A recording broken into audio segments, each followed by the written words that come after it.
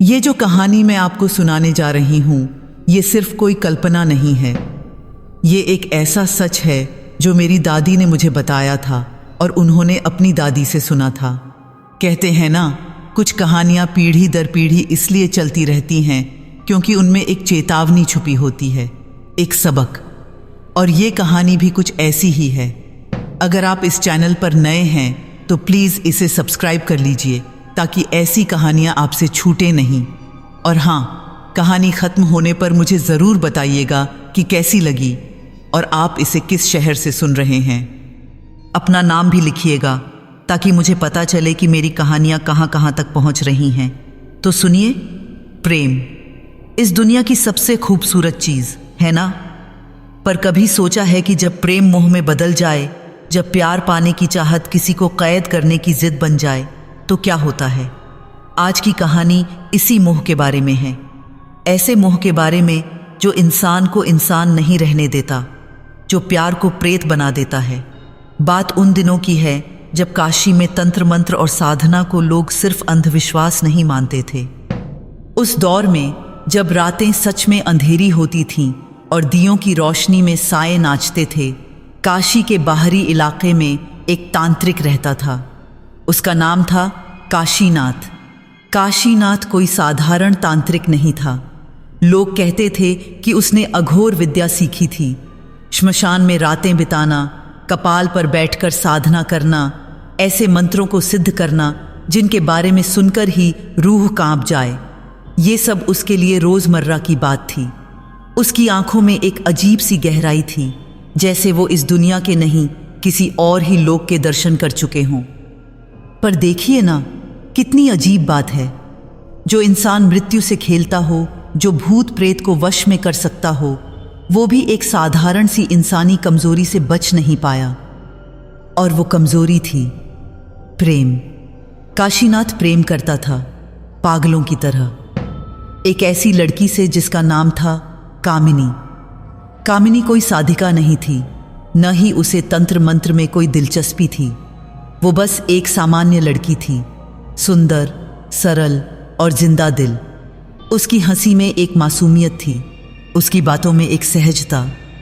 शायद यही वजह थी कि काशीनाथ, जो हमेशा अंधेरे और मौत के बीच रहता था, उसकी तरफ खिंचा चला गया। कामिनी उसके लिए उजाले की एक किरण थी, जिंदगी का एक एहसास। शुरुआत में कामिनी भी काशीनाथ से प्रेम करती थी। वो उसकी सिद्धियों से नहीं, बल्कि उसके भीतर छुपे उस इंसान से प्यार करती थी जो कभी कभी उसकी आंखों में झलक जाता था। पर धीरे धीरे जैसे जैसे समय बीतता गया, कामिनी को समझ आने लगा कि काशीनाथ सिर्फ एक तांत्रिक नहीं है। वो अपनी साधना में इस कदर डूबा हुआ है कि उसके लिए प्रेम भी एक सिद्धि की तरह है। काशीनाथ उससे चाहता था कि वो भी उसके रास्ते पर चले। वो चाहता था कि कामिनी भी तंत्र सीखे, श्मशान में उसके साथ बैठे, मंत्रों में उसका साथ दे। पर कामिनी के लिए ये सब असंभव था। एक रात जब चांद भी बादलों में छुपा हुआ था और हवा में एक अजीब सी ठंडक थी, कामिनी ने काशीनाथ से कहा, मैं इंसान हूँ काशीनाथ, कोई सिद्धि नहीं। मुझे सामान्य जिंदगी चाहिए, एक घर, परिवार, हंसी खुशी। मुझे तुम्हारी साधना नहीं, तुम चाहिए, सिर्फ तुम। काशीनाथ ने उसकी तरफ देखा। उसकी आंखों में दर्द था, पर साथ ही एक अजीब सा अहंकार भी। वो बोला, तुम नहीं समझती कामिनी, ये साधना ही मेरी पहचान है, इसके बिना मैं कुछ नहीं। कामिनी ने धीरे से कहा, तो शायद हम दोनों साथ नहीं रह सकते। उस रात के बाद कुछ दिन और बीते, पर दोनों के बीच की दूरी बढ़ती गई। काशीनाथ उसे समझाने की कोशिश करता, पर कामिनी का मन बन चुका था। वो जानती थी कि अगर वो काशीनाथ के साथ रही तो उसकी अपनी पहचान खो जाएगी। वो सिर्फ एक तांत्रिक की संगिनी बनकर रह जाएगी, एक इंसान नहीं।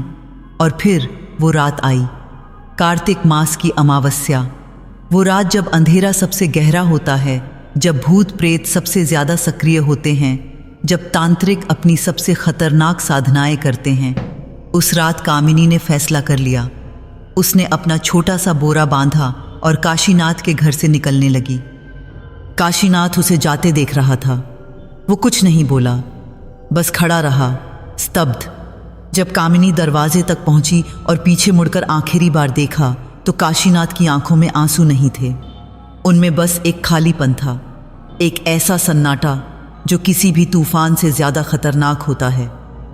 कामिनी चली गई और काशीनाथ वो वहीं खड़ा रहा देर तक, बहुत देर तक।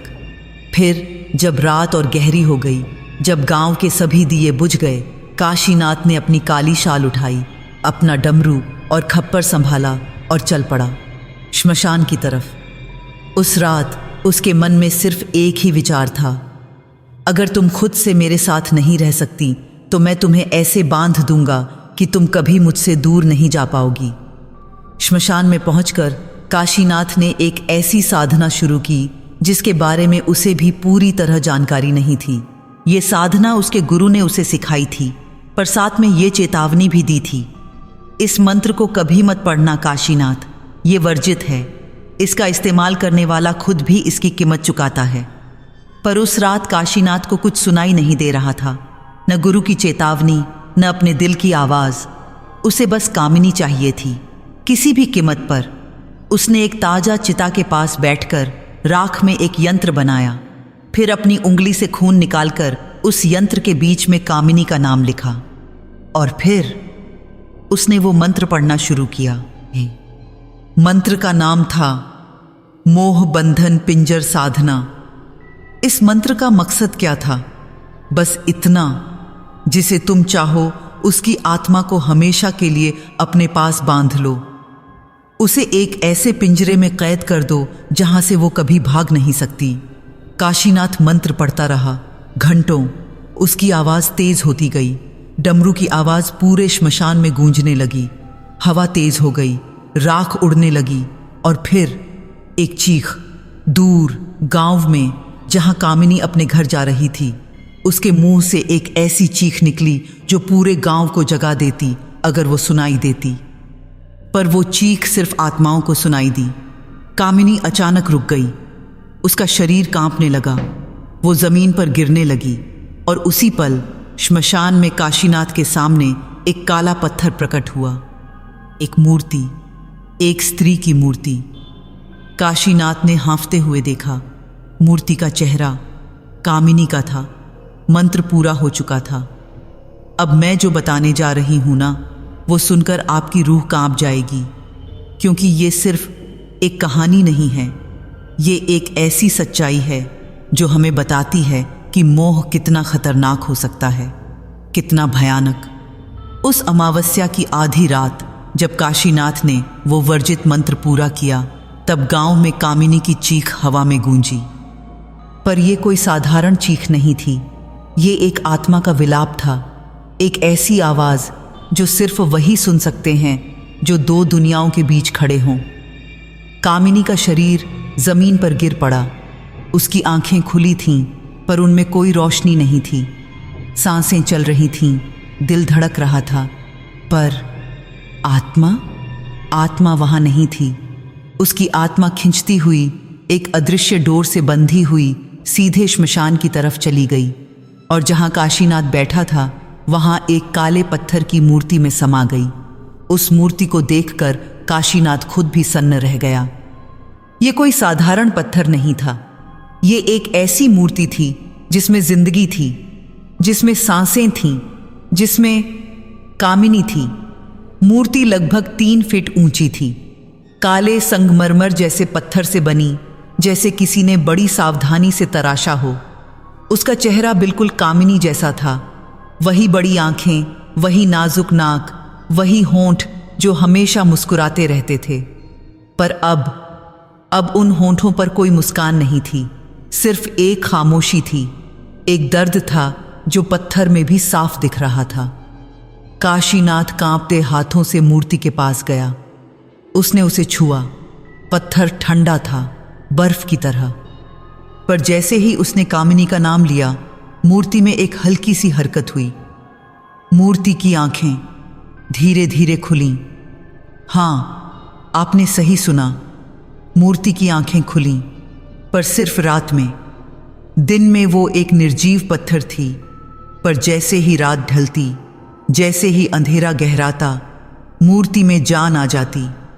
काशीनाथ पीछे हट गया। उसकी सांसें तेज हो गईं। उसे विश्वास नहीं हो रहा था कि उसने क्या कर दिया है। मूर्ति ने अपनी आंखें पूरी तरह खोलीं। वो आंखें, वो कामिनी की आंखें थीं, पर उनमें जो भाव था वो कामिनी का नहीं था। उनमें दर्द था, गुस्सा था और सबसे ज़्यादा असहायता थी। मूर्ति ने अपने होंठ हिलाए। कोई आवाज़ नहीं निकली, पर काशीनाथ समझ गया कि वो क्या कह रही थी। क्यों? बस इतना, एक सवाल। क्यों? काशीनाथ के गले से आवाज़ नहीं निकली। वो बस वहीं बैठा रहा, मूर्ति के सामने, घंटों, पूरी रात। जब सुबह हुई तो मूर्ति की आंखें फिर से बंद हो गईं। वो फिर से सिर्फ एक पत्थर बन गई। काशीनाथ ने मूर्ति को उठाया और अपने घर ले गया। उसने उसे अपने कमरे के एक कोने में रख दिया। दिन भर वो उसे देखता रहा। उसे अभी भी यकीन नहीं हो रहा था कि उसने क्या किया है। पर जब रात हुई तब सब कुछ बदल गया।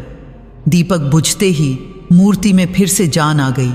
पहले उसकी उंगलियां हिलीं, फिर उसके होंठ, और फिर मूर्ति ने सांस ली। हाँ, सांस ली, एक गहरी लंबी सांस, जैसे कोई बहुत देर तक पानी के अंदर रहने के बाद ऊपर आया हो। मूर्ति की देह गर्म होने लगी। पत्थर अब पत्थर नहीं रहा, वो त्वचा जैसा लगने लगा, नर्म, गर्म। और फिर मूर्ति ने अपनी गर्दन घुमाई। उसने काशीनाथ की तरफ देखा।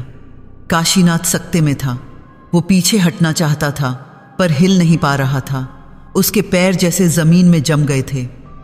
मूर्ति ने धीरे धीरे अपना हाथ उठाया और फिर वो हिलने लगी। वो खड़ी हुई।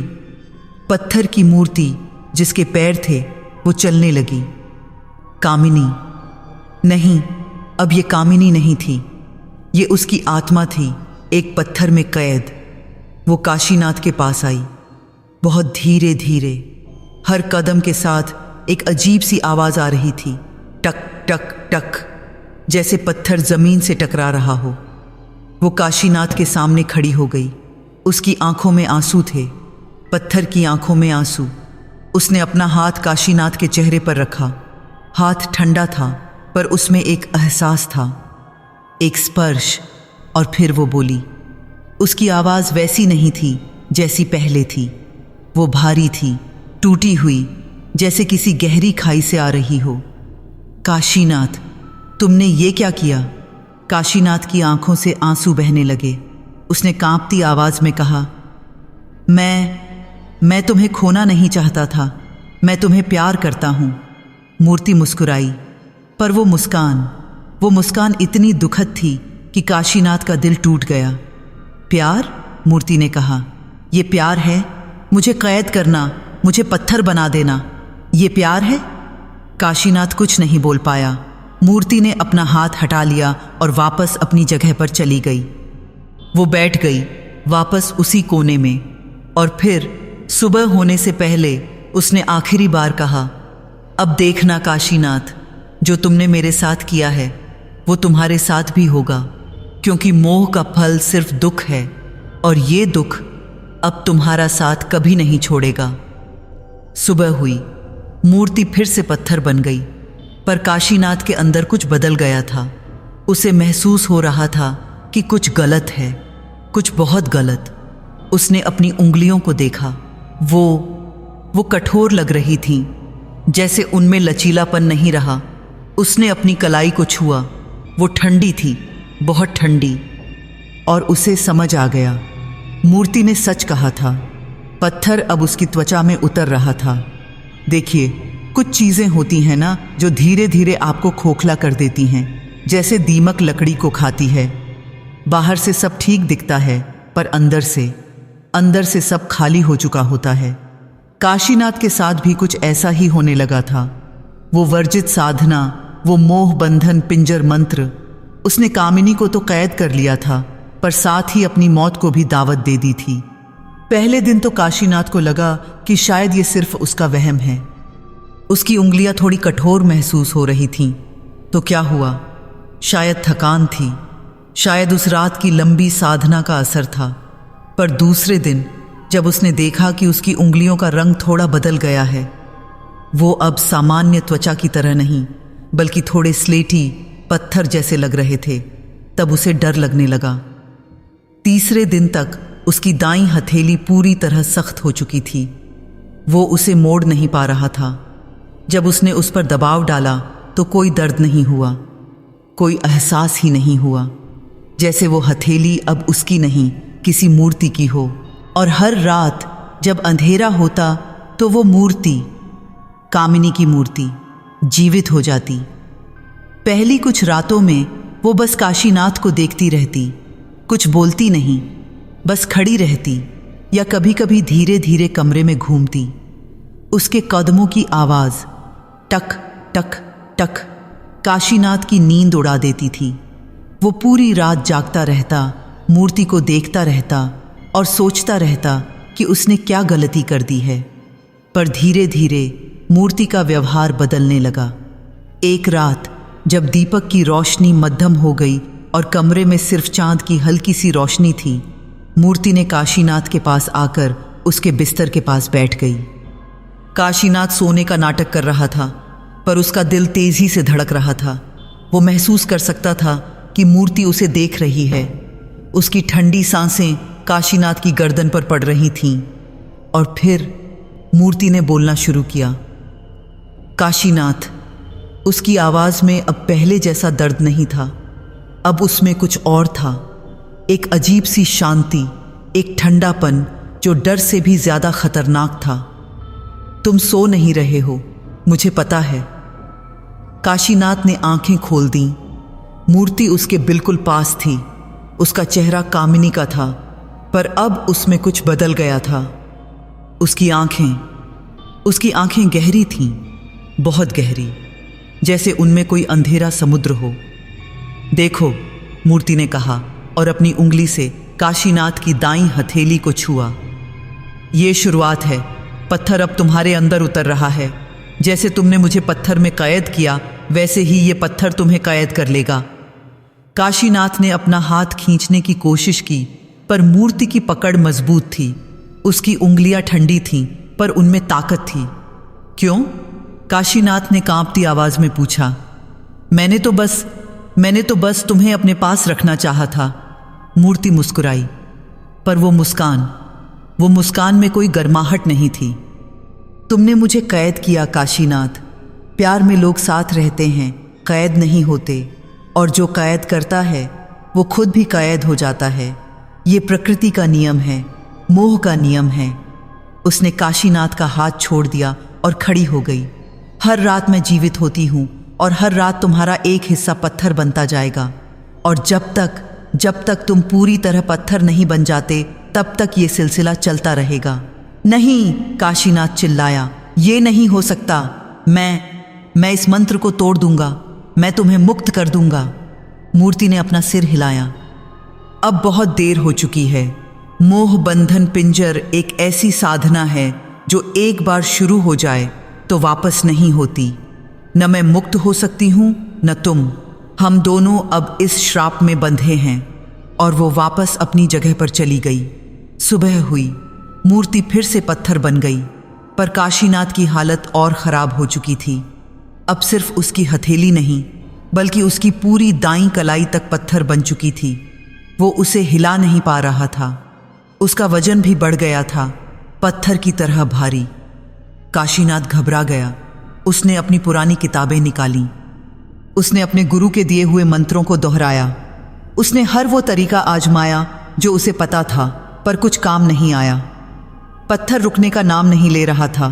और रातें और भी खौफनाक होती गईं। अगली रात मूर्ति ने सिर्फ बात नहीं की, उसने काशीनाथ के पास आकर उसके चेहरे को अपने दोनों हाथों से पकड़ लिया। उसकी आंखों में अब सिर्फ दर्द नहीं था, उनमें कुछ और था। शायद प्रतिशोध, शायद निराशा, या शायद एक अजीब सा प्यार भी जो अब नफरत में बदल चुका था। मैं तुमसे प्यार करती थी, मूर्ति ने कहा। उसकी आवाज में दर्द था, गहरा दर्द। सच में, पर तुमने उस प्यार को मोह बना दिया।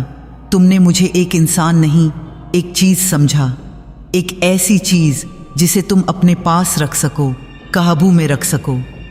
काशीनाथ की आंखों से आंसू बह रहे थे। मैं गलत था, मुझे माफ़ कर दो प्लीज़। मूर्ति ने उसका चेहरा छोड़ दिया। माफ़ी?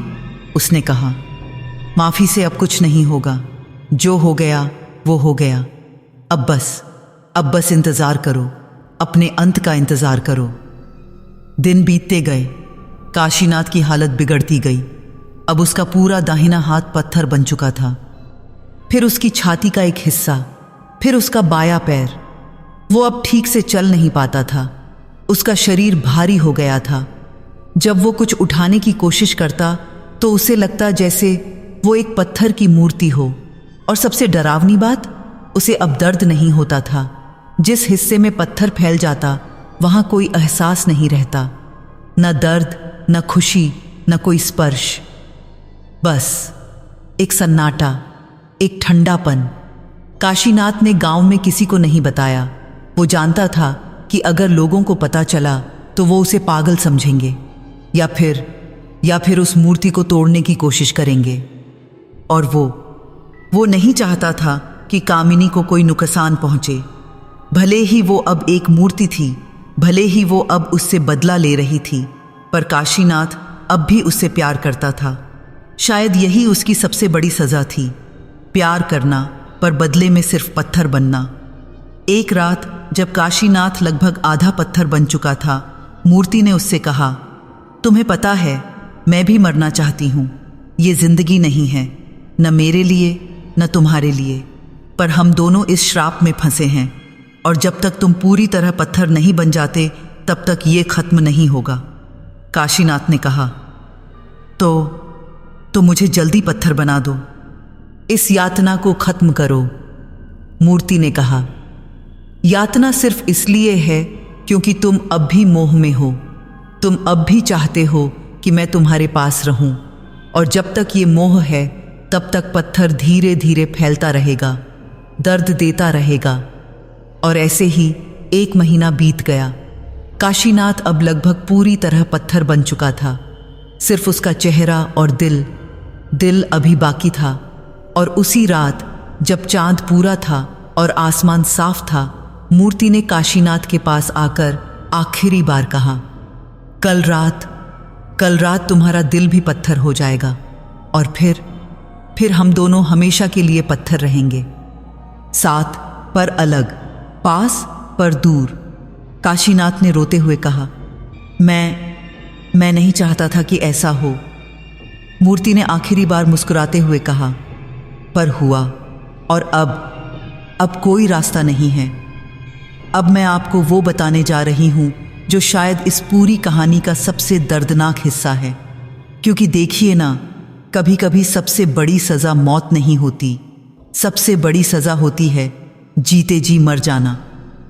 और काशीनाथ के साथ यही हो रहा था। 1 महीने बीत चुके थे उस श्रापित रात को।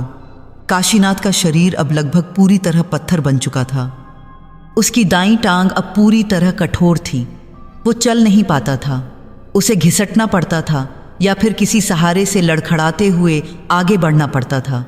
उसकी छाती जो कभी सांसों से उठती गिरती थी, अब पत्थर की एक सिल्ली बन चुकी थी। सांसें अब भी चलती थीं, पर अब उनमें वो जिंदगी नहीं थी। बस एक मशीन की तरह ऊपर नीचे। और सबसे डरावनी बात, उसका बायां हाथ, वो हाथ जिससे उसने मंत्र लिखे थे, जिससे उसने यंत्र बनाया था, जिससे उसने कामिनी को हमेशा के लिए कैद करने का फैसला किया था, वो हाथ अब एक काले पत्थर की तरह था, ठंडा, निर्जीव और बेहद भारी।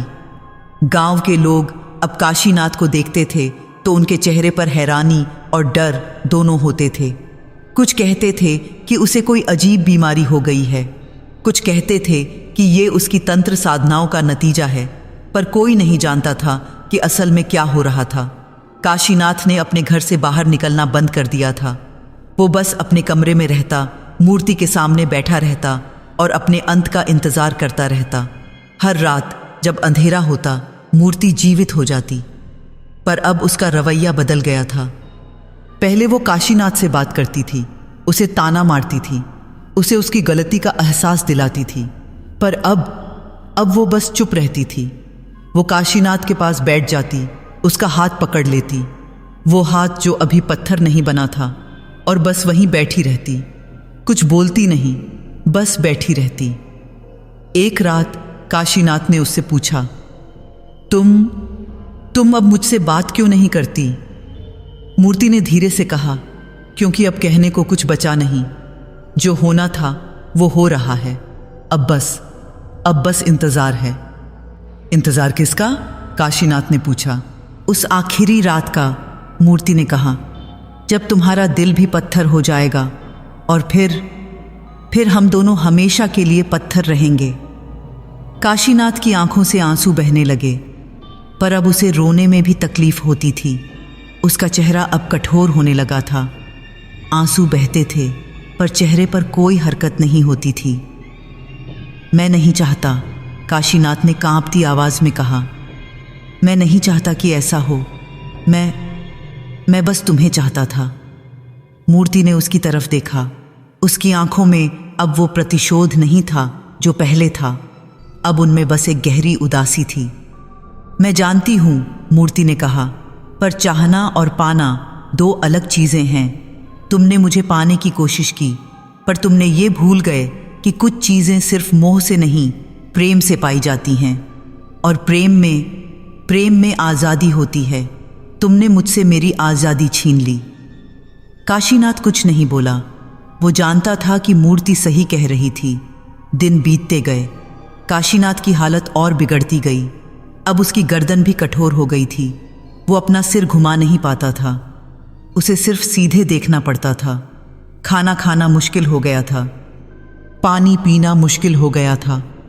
सांस लेना भी अब मुश्किल होने लगा था। और एक रात, वो रात आ गई, अमावस्या की रात। वो रात जब सब कुछ शुरू हुआ था और वो रात जब सब कुछ खत्म होने वाला था। काशीनाथ अपने बिस्तर पर लेटा हुआ था। उसका शरीर अब इतना भारी हो गया था कि वो हिल भी नहीं पाता था। सिर्फ उसकी आंखें और होंठ, बस वही बचे थे जो हिल सकते थे। रात हुई, दीपक बुझा और मूर्ति जीवित हो गई। इस बार मूर्ति काशीनाथ के पास नहीं आई। वो दूर खड़ी रही दरवाजे के पास और काशीनाथ को देखती रही। आजे को है। काशीनाथ ने धीरे से कहा, आज वो रात है ना? मूर्ति ने सिर हिलाया। हाँ, तो कर दो, काशीनाथ ने कहा। मुझे पत्थर बना दो। मैं थक गया हूं इस यातना से, इस दर्द से, इस मोह से। मूर्ति धीरे धीरे उसके पास आई। उसने काशीनाथ के सीने पर अपना हाथ रखा, वहां जहां दिल था, आखिरी जगह जो अभी पत्थर नहीं बनी थी। मैं कुछ नहीं कर रही, मूर्ति ने कहा। ये तुम्हारा अपना मोह है जो तुम्हें पत्थर बना रहा है। मैं तो बस एक माध्यम हूं। और फिर उसने काशीनाथ के चेहरे को छुआ। काशीनाथ ने महसूस किया एक ठंडक, एक सुन्नपन जो उसकी छाती से शुरू हुआ और धीरे धीरे उसके पूरे शरीर में फैल गया। उसका दिल अब धीरे धीरे ठंडा होने लगा। धड़कनें कम होने लगीं और फिर मूर्ति ने फुसफुसाते हुए कहा, प्रेम कैद नहीं किया जाता काशीनाथ। जो बांधता है वही पिंजरे में मरता है। ये तुम्हारी सज़ा नहीं है, ये तुम्हारे अपने मोह का नतीजा है। काशीनाथ की आंखें धीरे धीरे बंद होने लगीं। उसके होंठ हिले पर कोई आवाज़ नहीं निकली। और फिर सब कुछ थम गया। काशीनाथ का दिल पत्थर हो गया। सुबह हुई, पर इस बार जब दिन की रोशनी कमरे में आई तो वहां एक नहीं, दो मूर्तियां थीं। एक स्त्री की, एक पुरुष की। दोनों एक दूसरे की तरफ झुकी हुई थीं, जैसे एक दूसरे को छूना चाहती हों पर छू नहीं पा रही हों। गांव के लोग जब काशीनाथ के घर आए तो वो हैरान रह गए। उन्होंने दो मूर्तियां देखीं, पर काशीनाथ कहीं नहीं था। कुछ लोगों ने कहा कि शायद काशीनाथ कहीं चला गया। कुछ ने कहा कि शायद वो किसी और साधना के लिए निकल गया। पर एक बूढ़ी औरत जो तंत्र मंत्र के बारे में बहुत कुछ जानती थी, उसने मूर्तियों को देखकर कहा, ये मोह बंधन पिंजर का नतीजा है। किसी ने वर्जित साधना की है और अब दोनों हमेशा के लिए पत्थर बन गए हैं। लोगों ने मूर्तियों को वहीं छोड़ दिया। कोई उन्हें छूने की हिम्मत नहीं कर पाया और धीरे धीरे लोग भूल गए काशीनाथ को भी, कामिनी को भी। पर वो मूर्तियाँ, वो आज भी वहीं हैं।